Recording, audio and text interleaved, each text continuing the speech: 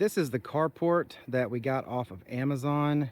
The wife and I put together this, I don't know, 5-6 hours it took, and we have been loving it. It works great. We have it out here at our land next to our cabin, and it lets us park the truck and the car and whatever else. If we want to put the UTV under there, it holds it with no problem.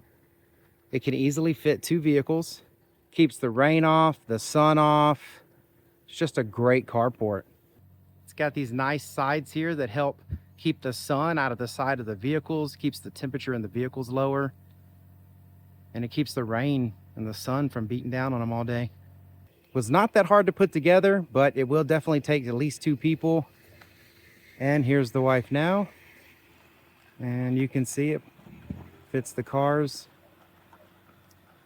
without issue. Great little carport for a really reasonable price. And it has enough room for you to pull 2 vehicles in, still open your doors, just like a 2-car garage, but bigger. All right, well, I hope this information was helpful. Thank you very much for watching. Y'all take care.